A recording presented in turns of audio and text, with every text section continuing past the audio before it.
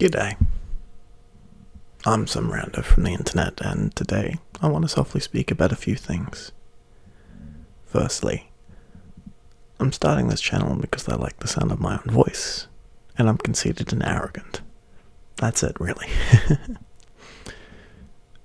Secondly, and this is the topic of the video, as the election season rolls around in my warm and rainy South Pacific nation, New Zealand, I thought it would be wise to talk about the different parties that are in government right now, what they believe, and who they are. As, to give a kind of overview of the few people who will watch this. So we'll start with the big one, Firstly, what is the New Zealand democratic system? How do we work it? It's a little bit different than America. So America has a first past the post system. That means whoever gets the most votes wins, and wins the seat. And they also have just seats for each region or state, rather than based on the popularity overall. Similar to the UK. New Zealand has an MMP system, which is mixed multi-party proportional system. Correct me in the comments, I know I've said it wrong.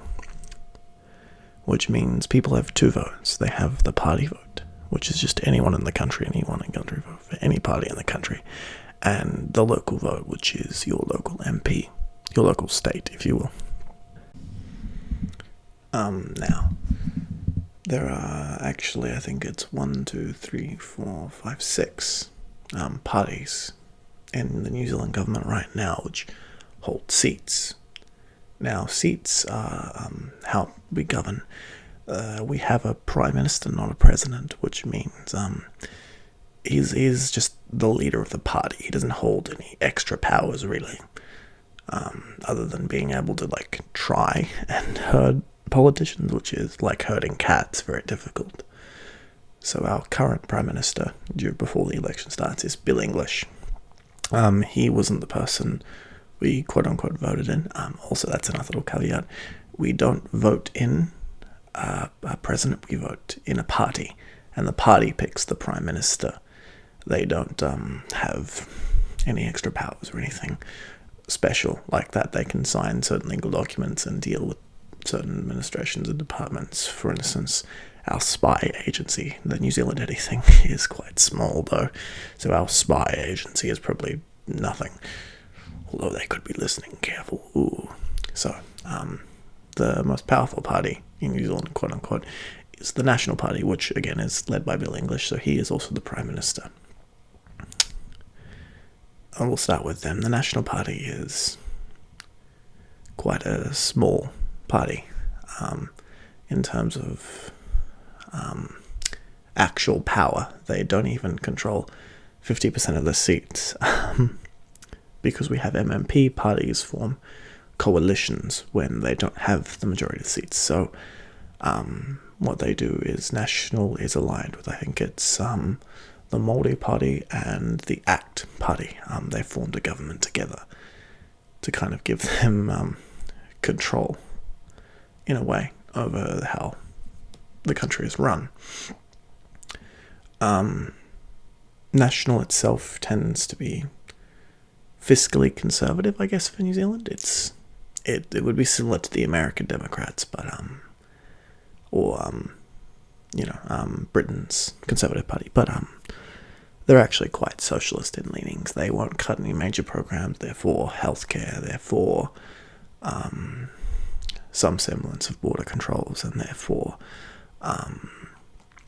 environmentalism, in that they don't want to cut any current environmental laws, and they haven't. But the National Party's main focus tends to be on cutting taxation a little bit and privatizing government-run industries. So in New Zealand we have certain industries that are run by the government, partially or wholly.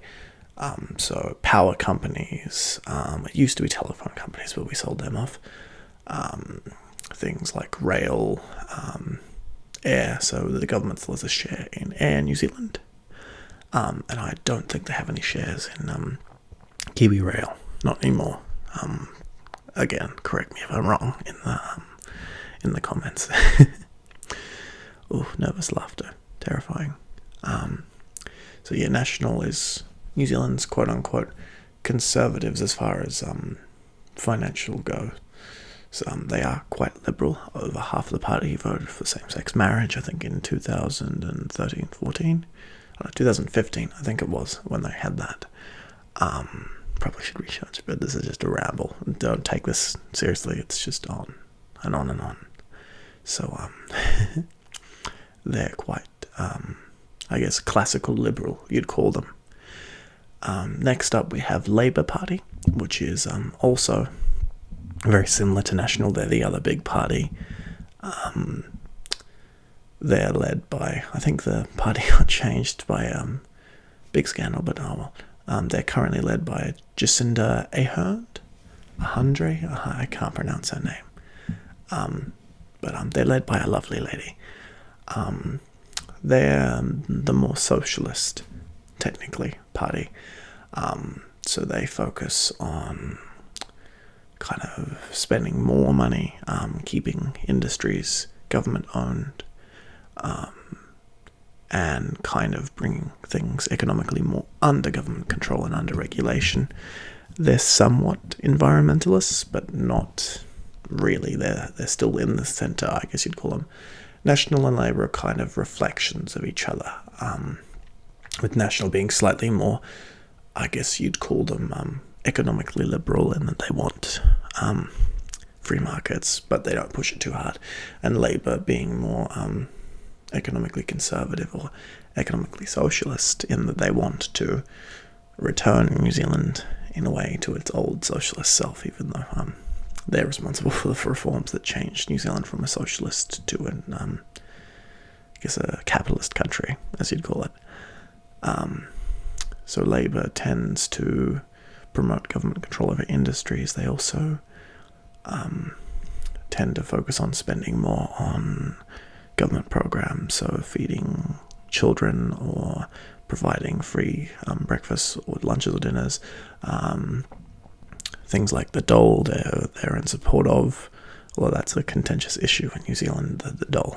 People, you talk to 12 people, they'll give you 12 different opinions on how the dole should be run and what should be done about it. So New Zealand has those two, the main two parties, and Labour has, I guess you could say, kind of simmered as the years have gone, and as has National. They're no longer free markets, beating the free markets drum. So those are those two parties. The next most powerful party, I guess, in terms of seats held, is the Green Party.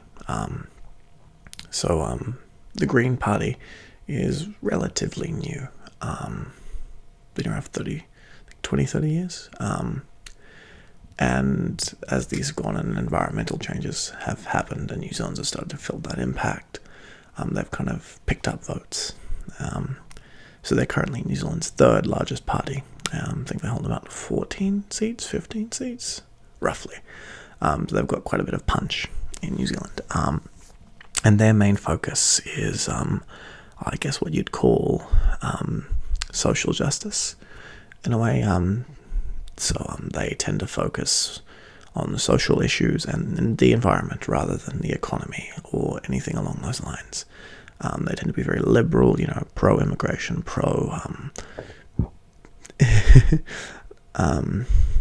not lacking Bucky, huh?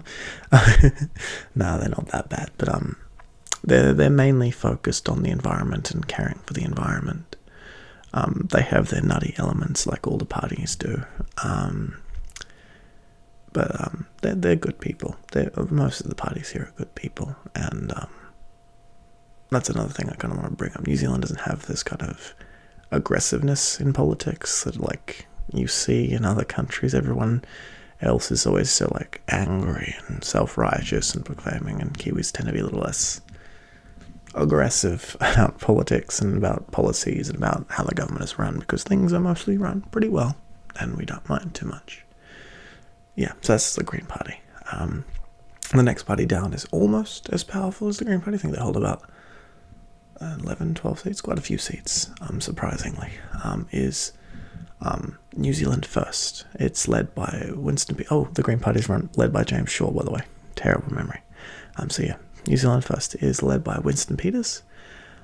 They tend to be the what we'd call the ultra-conservative, but not as an American conservative or British conservative. They're conservative in that they really like socialism, like hardcore like it, and desperately want to go back to before the reforms. They're also heavily anti-immigration, specifically from countries that don't speak English very well. So countries like China, Japan, India, those are the big three, and Middle Eastern nations. New Zealand First is kind of, that's their main thing, is strongly opposed to migration and trying to get migration down, which is actually why they've gone up in popularity as the years have rolled on. Because New Zealand is a very unpopulated country. We have about 5 million people now, and we're the size of Great Britain, with about I think 1/20th of the population. So we're quite a spread out and not as densely populated area of the world. And speaking as someone who's lived here, it's strange now when you go to the big city, the city of New Zealand, which is Auckland. It's dense, it's packed. There's lots of different kinds of people, not just Māori or Pakeha. It's everyone, and it can be a little bit weird and a little bit uncomfortable. And I understand why people tend to vote that way, because it's also the New Zealand way of life is very dependent on not having that many people in the nation. It's also why we have a very relaxed attitude about most things, because, well, what can we do? It doesn't matter what New Zealand's stance is, it doesn't matter what we do, it's just what we want to do. So there's that. So that's Winston Peters, or New Zealand's First Party. Next up, you may have heard me say the word before, is the Multiparty. So they're mainly about Māori and for Māori, although they're trying to get the Pakeha vote in, as they realise that most Māori people don't give a shit. But their main concern is like defending the rights of the indigenous population of New Zealand, which is the Māori people, and also the Māori Ōriju, but that's a different story for another time, a very unpleasant story. So we'll give you a brief history lesson. The Māori were a group of people who migrated here about 1,000 years ago, roughly, a little bit less, 700, 800 years ago, and colonised New Zealand. And when the Europeans came, at first it was very cordial, and then the Māori formed their own nation, kind of, in the North Island. And then they signed a treaty called the Treaty of Waitangi, or the Treaty of Waitangi, which is just, basically it was an agreement that in Māori said they would get protection, and in English said, you're part of the British Empire. And there's a lot of disputes about that still today, about who owns what land, where it goes, and so on and so on and so on. The Multiparty kind of pushes for remittance payments. So we have the, I think it's the Waitangi Council or whatever, or Court of Waitangi, I forget what it's called, or is it Native Affairs? Basically what it is a reparations court. So if you're a tribe, not any Māori person can't just go up, but a tribe specifically, if they go up to the court and say, we had this land here from here, the government wrongly took it from us, the government will either give them the land back, if they still hold it, or pay them a lot of money, to kind of go away, which has actually led to a lot of fun disputes in tribes lately, and for the past, I think, 20, 30 years. That's kind of, so the Multiparty tends to push for greater remittance payments and kind of a more integration of Māori culture within New Zealand, as well as better rights for Māori. I dislike them mainly because, I'm Pakeha and all that, so it's a bit iffy. Pakeha, by the way, is the Māori word for anyone who isn't Māori. It's just kind of like a white person, basically. It has originally a little bit of a derogatory meaning, but it's fairly well used now.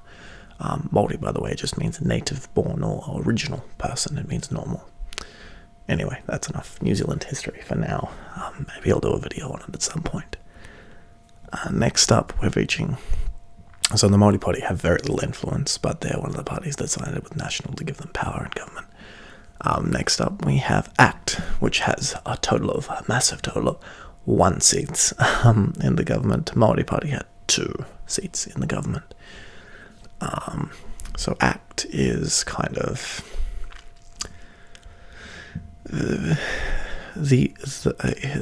a specific region, area, I guess. They focus on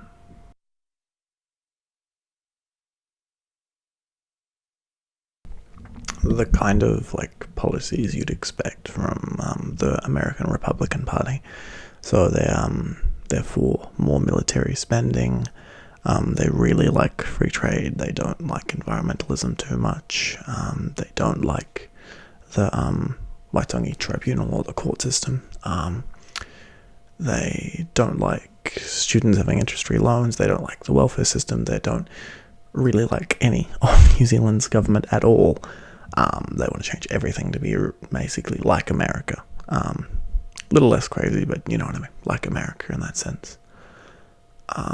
Next up we have United Future, and they're kind of like a merge between a secular liberal party and like a very conservative Christian party, and their kind of goal, I guess, is very specific. They want to change some hunting laws and tweak government a little bit and hold ministers to more of a moral account, privatize a few government census data, stuff like that. They're not really radical on anything, and they don't really have that many stances on things, mainly because, again, they have a whopping 1 seat. Yeah, those are the parties that hold seats in New Zealand. And those are the ones that are currently like the big contenders for the election this year. So now we've got those covered. I'm going to talk about my predictions or my hopes, I guess, for the New Zealand election. So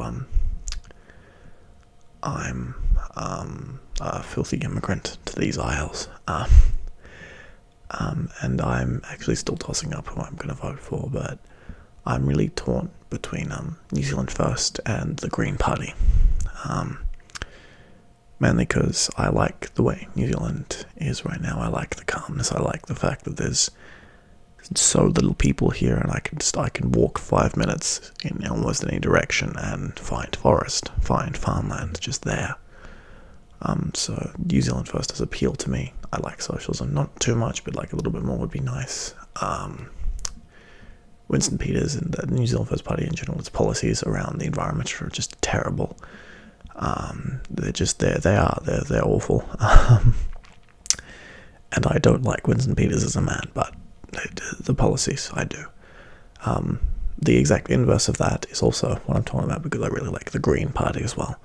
They're a bit touchy-feely for me, but I do care about the environment a great deal, and I would like New Zealand to have more concern towards it, even more than we already do. And I'm very torn between the two, because the Greens would let a lot more people in and fund refugees and that kind of thing.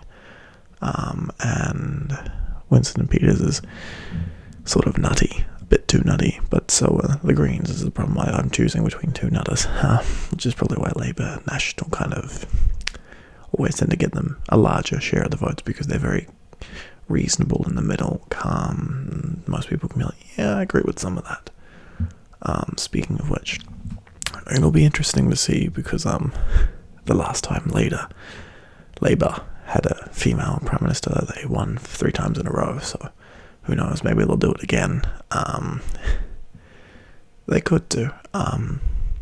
If depends on what stance they take on immigration and what they'll do. I'm not really a voter for either party, mainly because National's nice and they run the country well. It's just they're a bit heartless when it comes to welfare. They like cutting it a bit too much, and they don't really care all that much about the environment. It's just business, business, business.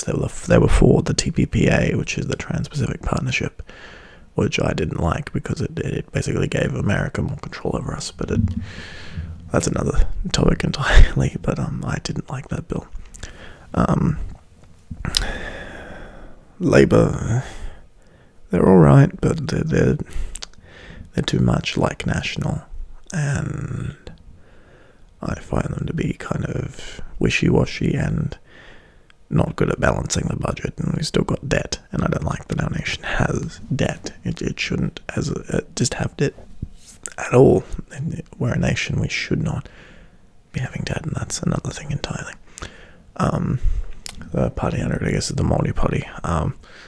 Again, they have some nice laws around gambling that I'd like to see introduced, but apart from that, they're mainly not for me, and they don't represent my interests. ACT, no. I don't like America, and I don't want to be like America. Mainly because you look in America, you're like, that's a horrible country. I don't want to live there. It's nice enough, and it's not over-exaggerating, of course, but still, it's not the kind of country I want to live in. And United Future, again, too inspecific and too regionally based. I don't feel anything for them. Yeah. So that was my first, quote-unquote, ASMR video on YouTube. Kind of soft-spoken. I hope you liked it. And, this is a nice little hobby. I hope you have a nice day. I certainly plan on going to go edit this and then play some video games.